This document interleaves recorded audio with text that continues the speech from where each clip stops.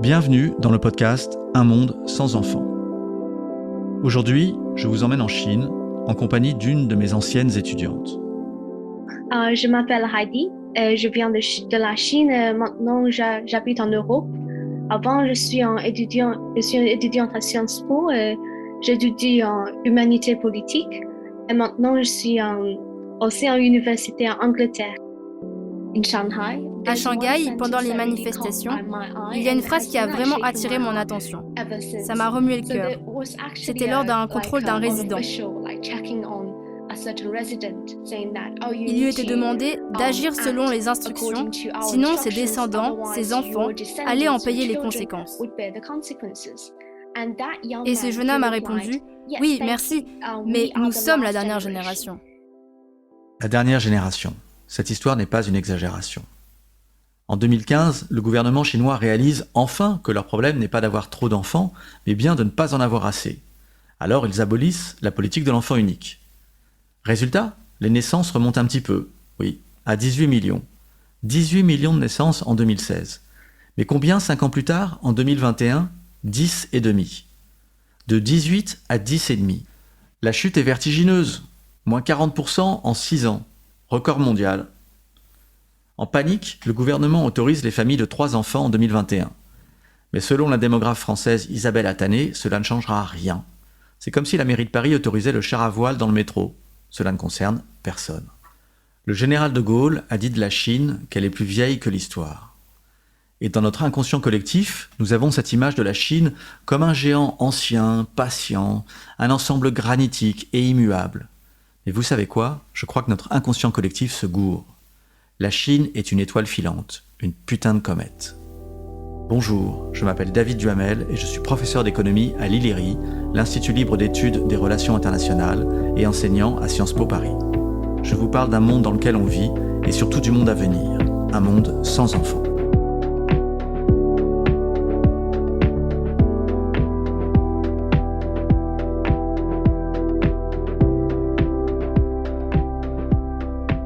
De Gaulle n'avait pas tort. Dans l'histoire de l'humanité, la Chine a presque toujours été la première puissance et presque toujours été le pays le plus peuplé. Et aux yeux des dirigeants chinois, la période récente de domination occidentale est une anomalie, une parenthèse qu'il est temps de refermer. C'est d'ailleurs l'une des grandes questions du XXIe siècle. La Chine va-t-elle devenir la première puissance mondiale aux dépens des États-Unis ? Aujourd'hui, la puissance chinoise est indéniable. Puissance politique et militaire, mais surtout économique. Elle est la deuxième économie mondiale, bientôt la première. Elle est la première puissance industrielle, la première puissance exportatrice. Ces multinationales s'attaquent aux géants américains. Alibaba a plus de clients qu'Amazon. La Chine imprime des maisons en 3D. Elle a été capable de construire un hôpital à Wuhan en 10 jours au début de la pandémie, d'équiper tout son pays de TGV. Elle détient un quasi-monopole des terres rares, etc., etc. La Chine, quoi. Et tout est allé si vite. En 1949, la toute nouvelle Chine communiste de Mao est dévastée. Elle est le seul pays au monde où le PIB par habitant est plus bas qu'en l'an 1000. Et petit, moi j'avais la passion des atlas économiques, notamment l'État du monde qu'éditait François Maspero et la découverte après lui. Et j'en ai conservé quelques-uns. Celui de 1982 me dit que le PIB chinois était la moitié du PIB français. Et 40 ans plus tard, l'économie chinoise est 5 fois plus grande. Ils nous ont dépassés en trombe, ils nous ont laissés dans la poussière cosmique de leur développement titanesque. Je me rappelle que dans un cours, je parlais de la consommation de viande par personne en Chine, toujours pour souligner la rapidité de leur croissance. Lorsqu'une étudiante chinoise de Shanghai m'interrompit pour me dire que sa mère, née en 1971, ne mangeait de la viande qu'une fois par an. Un signe de grande pauvreté, elle n'était pas végétarienne. Enfant, la mère ne mangeait pas de viande, et voilà sa fille, avec son smartphone, son MacBook et son anglais parfait, étudier l'histoire de la pensée économique à Paris. Cela m'a secoué. Cela m'a secoué aussi que sa mère soit plus jeune que moi. Or, à propos de croissance chinoise, la démographie a compté pour environ 1/3. C'est ce qu'on appelle le dividende démographique. Le dividende démographique, c'est quand l'essentiel de votre population est en âge de travailler. Vous n'avez pas trop de gamins et surtout pas trop de personnes âgées dont il faut s'occuper. Armée d'une population active gigantesque, la Chine a trouvé à l'employer en devenant l'usine du monde. Bien joué. Mais cette époque est révolue. En 2022, selon la Banque mondiale, la Chine connaîtra son taux de croissance le plus bas depuis au moins 40 ans. hors année Covid. Et surtout, la Chine vieillit. Et il est possible, il est probable, il est certain qu'elle sera vieille avant d'être riche. En 2022 toujours, l'âge médian chinois surpasse l'âge médian américain. 39 ans contre 38,5. Fini le dividende démographique. Et 2023 sera probablement la première année où la population chinoise diminuera. Cela sera aussi l'année où l'Inde deviendra le pays le plus peuplé du monde. Quand vous pensez à la Chine, vous pensez 1,4 milliard de personnes, une foule industrieuse, étouffante. Mais les prévisions pour la fin du siècle nous annoncent 730 millions de Chinois, moitié moins. Les mêmes prévisions disent que la France restera au même niveau qu'aujourd'hui, entre 65 et 70 millions d'habitants. Vous voyez, le déclin chinois est déjà inscrit dans sa démographie. Le taux de fertilité officiel est de 1,6, mais il y a beaucoup de raisons de penser que c'est plutôt 1,3, peut-être même moins. Yi Fuxian, un démographe chinois exilé aux USA, dénonce régulièrement les statistiques officielles. Selon lui, trop de subventions et de prestige dépendent du nombre de naissances déclarées. Par exemple, les communes annoncent toujours plus d'enfants, comme ça elles ont plus de budget. Alors pourquoi les Chinoises ne font plus d'enfants? D'abord pour les mêmes raisons que leurs sœurs coréennes ou japonaises. Écoutons Heidi. Je dirais personnellement que je ne suis pas vraiment certaine d'avoir envie d'avoir des enfants. J'ai vu comment être une mère en Chine pouvait être difficile, et même je dirais un fardeau.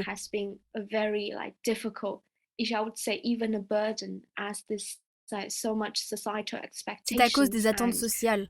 Ça peut limiter les opportunités dans la vie et tout ce qui va avec.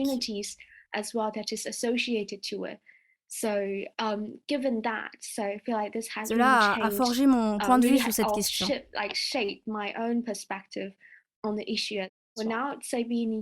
Maintenant que je vis en Europe, c'est un environnement social complètement différent. Bien sûr, ça dépend du pays. Mais c'est pas comme en Chine où nous, les filles, nous grandissons avec certaines attentes d'être mariées à un certain âge et juste après avoir des enfants. Résultat, je vous rappelle ce chiffre saisissant. Moins 40% de naissances en 6 ans. Les autorités chinoises sont complètement dépassées par la vitesse et par l'ampleur de cette crise. Alors elles essayent plein de trucs, dans tous les sens. Parfois, elles relâchent des contraintes sur les familles. Ça, c'est plutôt bien. Par exemple, pour limiter le coût de l'éducation, le gouvernement interdit les cours du soir. En effet, la compétition éducative est telle que les parents dépensent des fortunes sur leur unique enfant pour en faire une bête de concours. Et au passage, un monstre d'anxiété. Le Gaokao, l'équivalent chinois de notre Parcoursup, est ultra sélectif. D'autres fois, les autorités pensent, évidemment à tort, que c'est en cantonnant la femme à un rôle plus traditionnel que l'on ravivera son désir d'enfant. Par exemple en refusant les aides sociales aux mères non mariées, ou alors en faisant pression sur la presse pour qu'ils ne parlent pas d'histoires de femmes trop indépendantes, pour qu'ils ne parlent pas non plus du style de vie des couples sans enfants, les DINKs, Double Income No Kids. En français, double revenu, pas d'enfants, DREPE. On va continuer à les appeler DINKs. Certaines régions offrent des congés maternité interminables, près d'1 an parfois.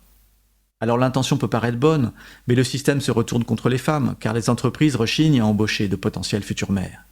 Et ces futures potentielles mères, elles savent bien que passer 1 an à la maison va miner leur carrière. Évidemment, il n'existe pas de congé paternité. Les mères, dit-on, doivent élever leur progéniture comme si elles étaient veuves. Heidi a une jolie histoire à ce propos.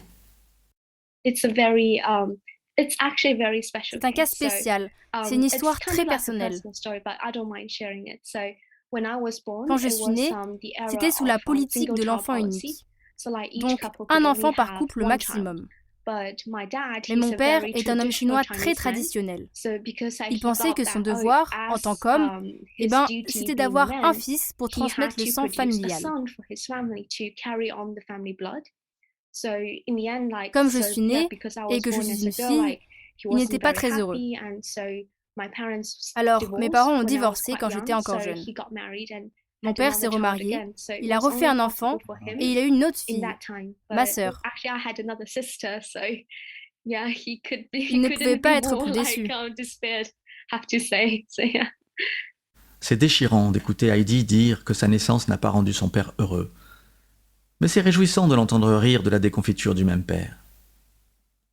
D'autres autorités publiques déclarent que les femmes ne devraient pas faire les difficiles, sinon elles pourraient devenir des shengnu, des femmes restes, des femmes dont personne ne veut, c'est-à-dire des femmes non mariées de plus de 27 ans. C'est charmant. D'autres essayent encore de restreindre l'avortement pour raisons non médicales. Quelquefois les hommes sont visés aussi. Le gouvernement blâme une crise de la masculinité et fait la guerre aux, j'ouvre les guillemets, hommes efféminés. En matière d'égalité des sexes, la Chine souffre des problèmes classiques que l'on trouve ailleurs en Asie. Dans sa vie d'étudiante et professionnelle, la chinoise est relativement libre. Elle cesse de l'être quand elle n'est plus uniquement femme, mais aussi épouse, belle-fille et mère. Mao avait beau dire que les femmes sont l'autre moitié du ciel, l'histoire de leur discrimination remonte aux origines. Dans la Chine ancienne, par exemple, quand une femme est mentionnée dans un livre d'histoire, elles n'ont pas de nom généralement. Elles sont toujours attachées à la famille de leur père ou de leur mari en tant que fille ou femme. Mais la Chine se distingue par une discrimination contre les femmes qui s'exerce avant même leur naissance. Comment est-ce possible ? Il y a un vieux proverbe chinois qui dit « Avoir une fille, c'est arroser le jardin du voisin ». Et oui, adulte, elle se mariera, ce qui implique pour vous une dot onéreuse, puis elle vous quittera pour la famille de son époux et travaillera pour soutenir sa belle famille. Alors mieux vaut éviter d'avoir une fille, surtout en période de politique d'enfant unique. Résultat, les Chinois font des échographies précoces, et si c'est une fille, on recourt massivement aux avortements sélectifs. Elles sont non-nées. C'est le grand économiste indien Amartya Sen qui l'a remarqué.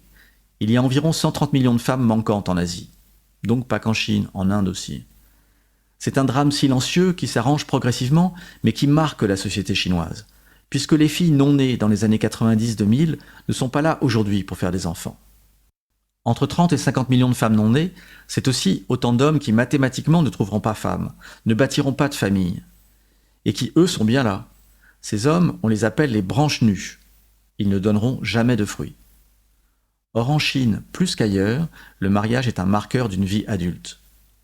Ces millions d'hommes, au moins 30 millions, n'ont pas de perspective familiale et souffrent d'une épidémie de solitude. Parfois, ils s'en prennent aux femmes, physiquement ou online. Une épidémie de solitude. Quelle déprime. Alors il y a des trucs plus marrants quand même. Fleurissent les love coach à 5 000 $ le stage privé, ou les cours de drague à l'université.